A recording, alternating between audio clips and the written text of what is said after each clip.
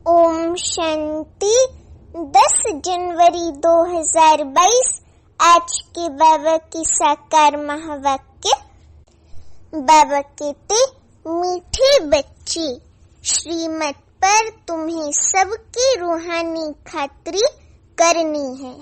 खुशी की खुराक खाना और खिलाना, यही है सच्ची खातिरी करना। प्रश्न है, ज्ञान में स्पिरिचुअलिटी का जौहर भरने की विधि क्या है? उससे कौन कौन से फायदे होंगे? उत्तर है, जब किसी को भी ज्ञान सुनाते हो तो आत्मा समझकर आत्मा को ज्ञान दो। इससे स्पिरिचुअलिटी का जौहर भर जाएगा। इस नई आदत से किसी को भी ज्ञान सुनाएंगे तो उसे झट तीर लगेगा। झट ज्ञान का तीर दिल में उसके लग जाएगा। शरीर का भान भी खत्म हो जाएगा। फिर माया के तूफान व बुरे संकल्प भी नहीं आएंगे। क्रिमिनल आई भी नहीं रहेगी। बाबा कहते, ओम शांति। ज्ञान का तीसरा नेत्र देने वाला रूहानी बाप शिव बाबा बैठ रूहानी बच्चों को समझाते हैं। ज्ञान का तीसरा नेत्र सिवाय बाप के और कोई दे नहीं सकता। अभी तुम बच्चों को ज्ञान का तीसरा नेत्र मिला है। बाबा कहते, अभी तुम जानते हो कि ये पुरानी दुनिया कलयुगी दुनिया बदलने वाली है ना, बदलने वाली। बेचारे मनुष्य नहीं जानते कि कौन बदलाने वाला है और कैसे बदलाते हैं, क्योंकि उन्हों को ज्ञान का तीसरा नेत्र ही नहीं है। जिसको ज्ञान का तीसरा नेत्र ही नहीं है तो उसको क्या समझ में आएगा ज्ञान? तुम बच्चों को अभी ज्ञान का तीसरा नेत्र मिला है, जिससे तुम सृष्टि के आदि मध्य अंत को जान गए हो। ये है ज्ञान की सैक्रीन। सैक्रीन का एक बूंद भी कितना मीठा होता है। ज्ञान को जान गए हो, है ना। तो ये है बाबा की ज्ञान की सैक्रीन। जो सैक्रीन मुंह में पड़ती है तो एक ही बूंद कितनी मीठी होती है ना। तो बाबा कहते, ज्ञान का भी एक ही अक्षर है, मन मना भवर्तात् मामेकम याद करो। शिव बाबा हमें कहते हैं, मामेकम मुझे याद करो तो तुम एकदम खुश रहेंगे। 16 कला संपूर्ण देवी देवता लक्ष्मी नारायण बन जाएंगे। ये अक्षर सभी से कितना मीठा होता है। सभी अक्षरों से अपने को आत्मा समझ और बाप को याद करो। बाप शांति धाम और सुख धाम का रास्ता बता रहे हैं। बाप आए हैं बच्चों को स्वर्ग का वर्षा देने। तो बच्चों को कितनी खुशी रहनी चाहिए ना, अपार खुशी। कहते भी हैं, खुशी जैसी खुराक नहीं। जो सदैव खुशी मौज में रहते हैं उनके लिए वे जैसे खुशी जैसे की खुराक होती है। 21 जन्म मौज में रहते नहीं। जो सदैव 21 जन्म मौज में रहने की ये जबरदस्त खुराक है। ये खुराक सदैव 1-2 को खिलाते रहो। 1-2 की जबरदस्त खातिरी ये करनी है ना। सबको श्रीमत पर चलाना, खुशी की खुराक खाना और खिलाना, यही सबसे अच्छी और सच्ची खुराक है। तो यही सबको खिलाते रहना है और खाते रहना है। ऐसी खातिरी खुशी से और कोई मनुष्य की कर ना सके। तुम बच्चे श्रीमत पर सभी के रूहानी खातिरी करते हो।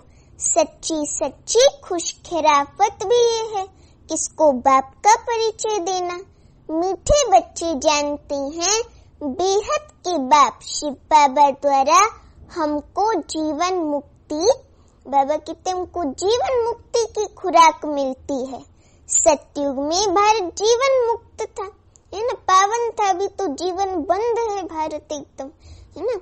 बाप बहुत बड़ी ऊंची खुराक देते हैं। तब तो गायन है कि अतीन्द्रिय सुख पूछना हो तो गोपियों से पूछो।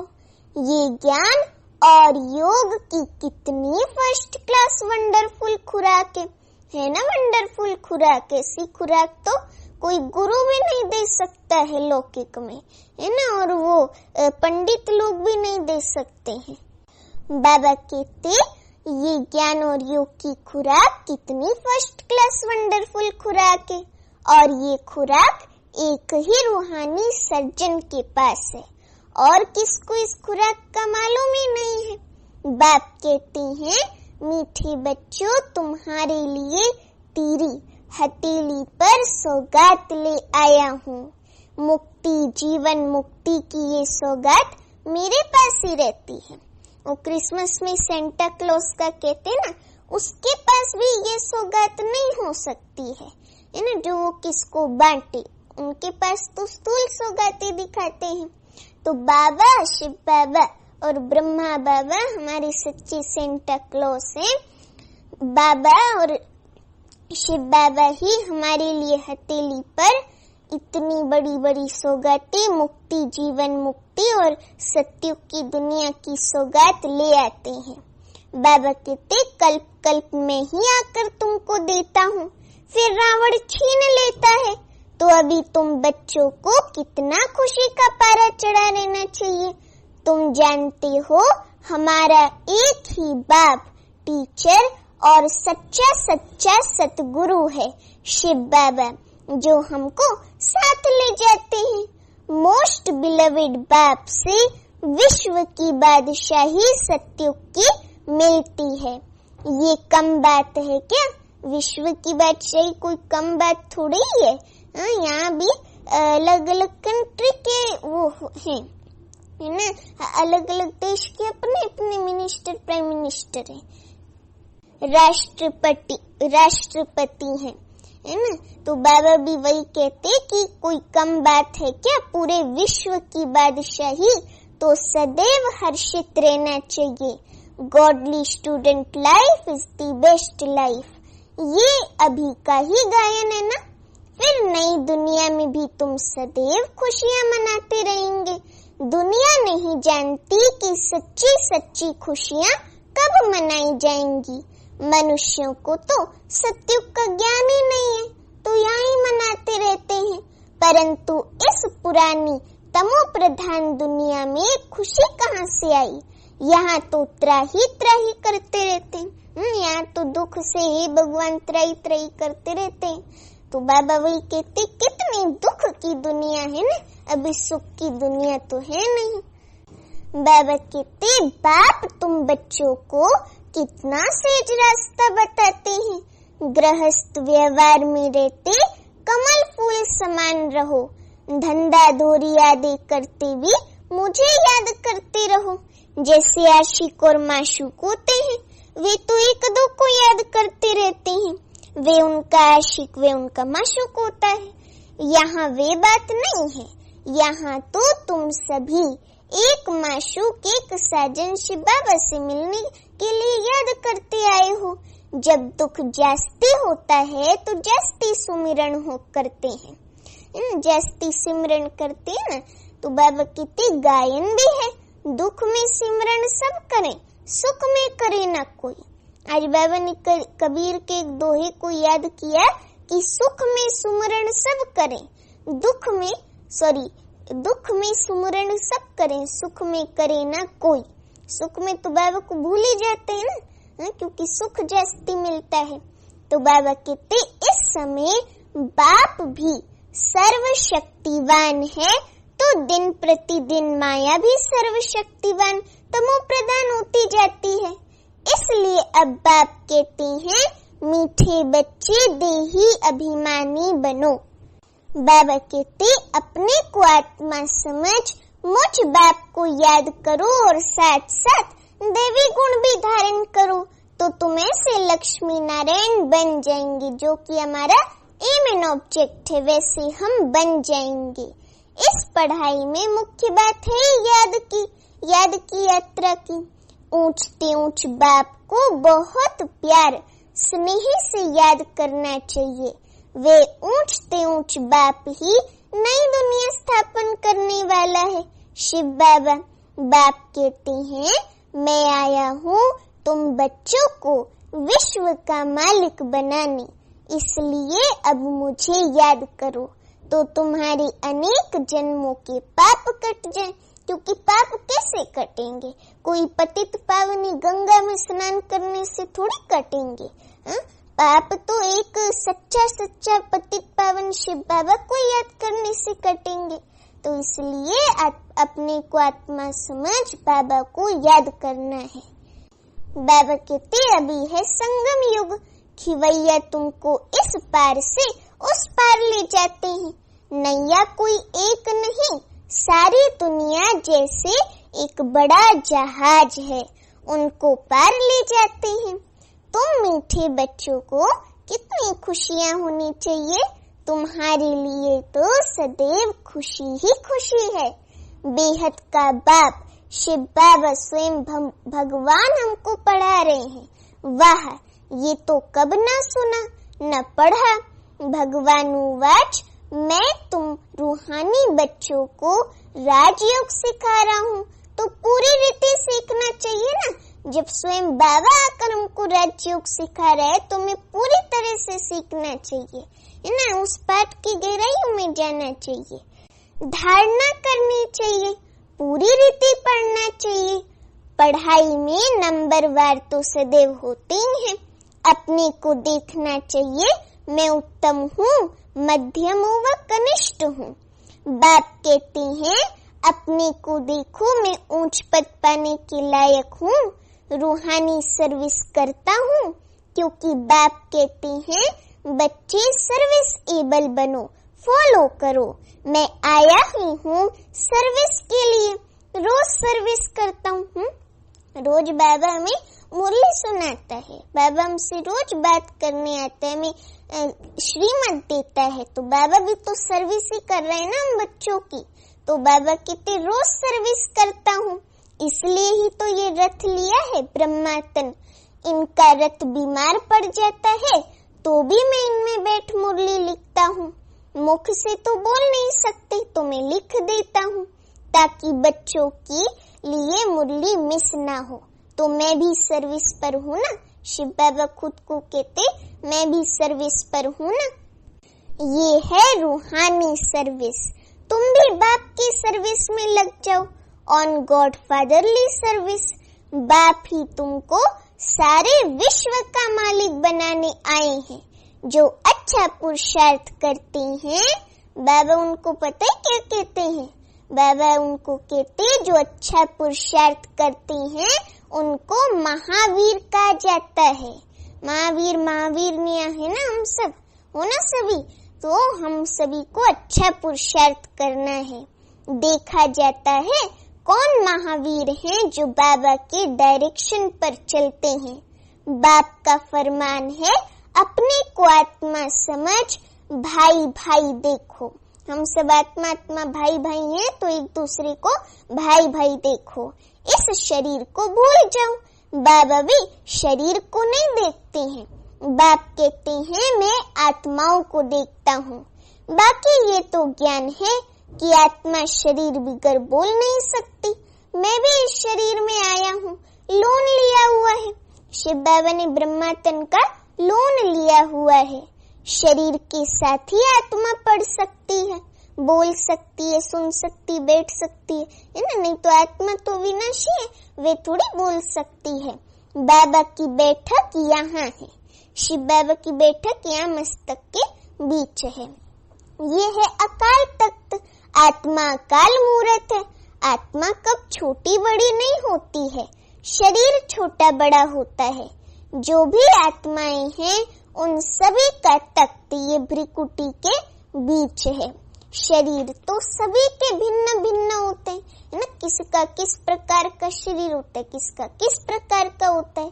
तो बाबा कहते किसका अकाल तख्त पुरुष का है, किसका अकाल तख्त अर्थात शरीर स्त्री का है, किसका अकाल तख्त बच्चे का है, किसका बूढ़े का है। तो बाबा कहते बाप बैठ बच्चों को रूहानी ड्रिल सिखलाते हैं। हम रूहानी आर्मी मिलिट्री में ना, तो बाबा उनको रूहानी ड्रिल सिखलाते हैं। जब कोई से बात करो तो पहले अपने को आत्मा समझो और ये समझो हम आत्मा फलाने भाई से बात कर रहे हैं। बाप का पैगाम देते हैं कि शिव बाबा को याद करो, याद से ही जंग को उतरनी है।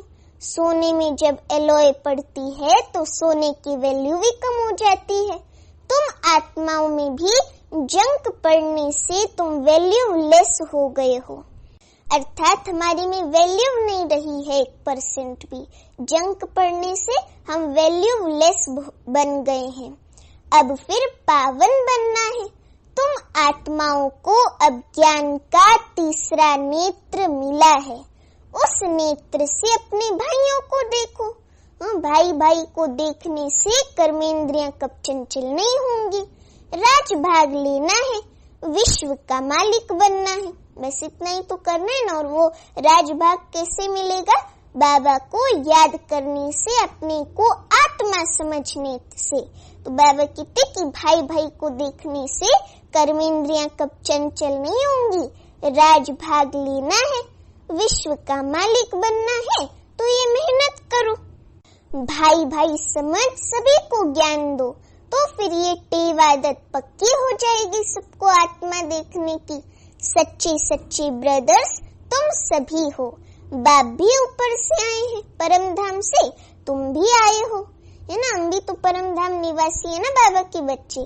तो बाप बच्चों सहित सर्विस कर रहे हैं।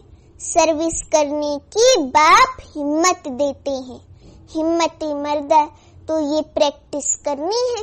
मैं आत्मा भाई को पढ़ाता हूँ, आत्मा पढ़ती है ना, इसको स्पिरिचुअल नॉलेज कहा जाता है, जो रूहानी बाप से मिलती है। संगम पर ही बाप आकर ये नॉलेज देते हैं कि अपने को आत्मा समझो। तुम नंगे आए थे, अर्थात शरीर आए थे, फिर यहाँ शरीर धारण कर तुमने 84 जन्म पाठ बजाया है। अब फिर वापस चलना है, इसलिए अपने को आत्मा समझ भाई भाई की दृष्टि से एक दो को देखना है, क्योंकि हम सब शरीर नहीं हैं, आत्माएं हैं, समझे ना। अब फिर वापस चलना है, इसलिए अपने को आत्मा समझ भाई भाई की दृष्टि से देखना है। ये मेहनत करनी है। तुम बच्चों को अपनी मेहनत करनी है। दूसरे में हमारा क्या जाता है? चैरिटी बिगिन्स एट होम, अर्थात बाबा ने इसका अच्छा अर्थ बताया, अर्थात खुद को आत्मा समझ, फिर भाइयों को समझाओ और आत्माओं को बाबा का ज्ञान समझाओ, तो अच्छी रीति तीर लगेगा आत्मा में। आत्मा की बुद्धि में जाकर उसको ज्ञान का तीर लगेगा। ये अपने में जौहर भरना है। मेहनत करेंगे तभी ऊंच पद पाएंगे। बाप आए ही हैं फल देने के लिए, तो मेहनत करनी पड़े। कुछ सहन भी करना पड़ता है। तुम्हें कोई उल्टी सुल्टी बातें बोले तो तुम चुप रहो। तुम चुप रहेंगे तो फिर दूसरा क्या करेगा? ताली 2 हाथ से बजती है। एक ने मुख की ताली बजाई, दूसरा चुप कर दे तो वे आप ही चुप हो जाएंगे, है ना। क्योंकि बाबा कहते एक हाथ से ताली नहीं बजती। ताली से ताली बजने से आवाज हो जाता है। बच्चों को 1-2 का कल्याण करना है। बाप समझाते हैं, बच्चे सदैव खुशी में रहने चाहते हो तो मन मना भव, अर्थात मुझे याद करो। शिव बाबा कहते अपने को आत्मा समझ, बाप को याद करो। भाइयों आत्माओं तरफ देखो, भाइयों को भी ये नॉलेज दो। ये टेव आदत पड़ जाने से फिर कभी क्रिमिनल आई धोखा नहीं देगी। ज्ञान के तीसरे नेत्र से तीसरे नेत्र को देखो। बाबा भी तुम्हारी आत्मा को ही देखते हैं। कोशिश ये करनी है सदैव आत्मा को ही देखें, शरीर को देखे ही नहीं। योग कराते हो तो भी अपने को आत्मा समझ भाइयों को देखते हैं। भाइयों को देखते रहेंगे तो सर्विस अच्छी होगी। बाबा ने कहा है भाइयों को समझाओ, भाइयों अर्थात सभी आत्माओं को समझाओ। हम सब आत्माएं आपस में भाई भाई हैं, तो सभी आत्माओं को समझाओ। भाई सभी बाप से वर्षा लेते हैं, शिव बाबा से। ये रूहानी नॉलेज एक ही बार तुम ब्राह्मण बच्चों को मिलती है ना। तुम ब्राह्मण ही फिर देवता बनने वाले हो। इस संगम युग को थोड़ी छोड़ेंगे, नहीं तो पार कैसे जाएंगे, कूदेंगे थोड़ी ही। ये वंडरफुल संगम युग है, तो बच्चों को रूहानी यात्रा पर रहने की टेव आदत डालनी है। तुम्हारे ही फायदे की बात है। बाप की शिक्षा भाइयों को देनी है। सभी आत्माओं तक बाबा का ज्ञान पहुंचना चाहिए, समझे। बाप कहते हैं मैं तुम आत्माओं को ज्ञान दे रहा हूँ। आत्मा को ही देखता हूँ। मनुष्य से बात करेगा तो उनके मुंह को देखेगा ना। तुम आत्मा से बात करते हो तो आत्मा को ही देखना है मस्तक में। मस्तक से नीचे देखना ही नहीं है, मुखड़े को भी नहीं देखना है किस आत्मा के, जब किससे बात करें तो।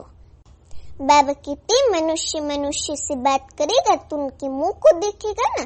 तुम आत्मा से बात करते हो तो आत्मा को देखना है। बल शरीर द्वारा ज्ञान देते हो, परंतु इसमें शरीर का भान तोड़ना होता है। तुम्हारी आत्मा समझती है परमात्मा बाप शिव बाबा हमको ज्ञान दे रहे ना ज्ञान। बाप भी कहते हैं आत्माओं को देखता हूँ। आत्माएं भी कहती हैं हम परमात्मा बाप को देख रहे हैं, उनसे नॉलेज ले रहे हैं। इसको कहा जाता है स्पिरिचुअल ज्ञान की लेन देन, आत्मा की आत्मा के साथ। आत्मा में ही ज्ञान है, आत्मा को ही ज्ञान देना है। ये जैसे जौहर है, तुम्हारे ज्ञान में ये जौहर भर जाएगा तो किसको भी समझाने से झट तीर लग जाएगा। बाप कहते हैं प्रैक्टिस करके देखो तीर लगता है या नहीं। ये नई टेव आदत डालनी है तो फिर शरीर का भान निकल जाएगा। माया की तूफान कम आएंगे, बुरे संकल्प नहीं आएंगे, क्रिमिनल आई भी नहीं रहेगी। हम आत्मा ने 84 का चक्र लगाया, अब नाटक पूरा होता है। अब बाबा की याद में रहना, शिव बाबा की याद से ही तमो प्रधान से सतो प्रधान बन सतो प्रधान दुनिया के मालिक बन जाएंगे। कितना सहज है। बाप जानते हैं बच्चों को ये शिक्षा देना भी मेरा पार्ट है, शिव बाबा का ही पार्ट है। शिव बाबा के अलावा किसका भी ये पार्ट नहीं है। बाबा कहते हैं कोई नई बात नहीं, हर 5000 वर्ष बाद हमको आना होता है। मैं बंधायमान हूँ, बच्चों को बैठ समझाता हूँ। मीठे बच्चे रूहानी याद की यात्रा में रहो तो अंतमते सुगति हो जाएगी। अंतमते सुगति अर्थात अंत में भी बाबा ही याद आएगा और हमारी सदगति हो जाएगी। ये अंत काल है ना, माँ में कम याद करो तो तुम्हारी सदगति हो जाएगी। याद की यात्रा से पाया मजबूत हो जाएगा आत्मा का। ये देही अभिमानी बनने की शिक्षा एक ही बार तुम बच्चों को मिलती है संगम युग पर। कितना वंडरफुल ज्ञान है ना बाबा का। ऐसा ज्ञान किसी का मनुष्य का भी नहीं हो सकता है।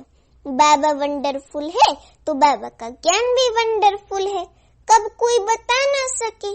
अभी वापिस चलना है परम धाम घर, इसलिए बाप कहते हैं मीठे बच्चों ये प्रैक्टिस करो अपने को आत्मा देखने की और बाबा को याद करने की। अपने को आत्मा समझ, अपने को आत्मा समझ, आत्मा को ज्ञान दो। तीसरे नेत्र से भाई भाई को देखना है ना, आत्मा आत्मा भाई भाई देखना है। ये बड़ी मेहनत है। अच्छा मीठे मीठे सीखे लदे बच्चों प्रति माता पिता बाप दादा का याद प्यार और गुड मॉर्निंग। रूहानी बाप की रूहानी बच्चों को नमस्ते। अभी हम रूहानी बच्चों की रूहानी माता पिता बाप दादा को याद प्यार और नमस्ते। अभिधारणा के लिए मुख्य सार है, पहली पॉइंट, ज्ञान के तीसरे नेत्र से आत्मा को देखने का अभ्यास करना है। कोशिश करनी है सदैव आत्मा को ही देखें, शरीर को नहीं, तो क्रिमिनल ख्याल नहीं आएंगे, बुरे संकल्प खत्म हो जाएंगे। दूसरी पॉइंट, ताली दो हाथ से बजती है, इसलिए जब तुम्हें कोई उल्टी सुल्टी बात बोले तो तुम चुप रहो। अगर तुम चुप रहेंगे तो दूसरा आपे ही चुप हो जाएगा कि इनको असर नहीं पड़ते, तुम क्यों बोले। अभी वरदान है, ब्रह्मा बाप के प्यार का प्रैक्टिकल सबूत देने वाले सपूत और समान भव। ब्रह्मा बाप के प्यार का प्रैक्टिकल सबूत देने वाले सपूत और समान भव। अभी वरदान का स्पष्टीकरण है, बाबा कहते, यदि कहते हो कि ब्रह्मा बाप से हमारा बहुत प्यार है तो प्यार की निशानी है जिससे बाप का प्यार रहा उससे प्यार हो। जो भी कर्म करो, कर्म के पहले, बोल के पहले, संकल्प के पहले चेक करो कि ये ब्रह्मा बाप को प्रिय है। ब्रह्मा बाप की विशेषता विशेष यही रही, जो सोचा वह किया, जो कहा वह किया। अपोजिशन होते भी सदा अपनी पोजीशन पर सेट रहे, तो प्यार का प्रैक्टिकल सबूत देना अर्थात फॉलो फादर कर सपूत और समान बनना। अभी स्लोगन है, खुश नसीब आत्मा वे है जिसके संकल्प में भी दुख की लहर नहीं आती। खुश नसीब आत्मा वह है जिसके संकल्प में भी दुख की लहर नहीं आती।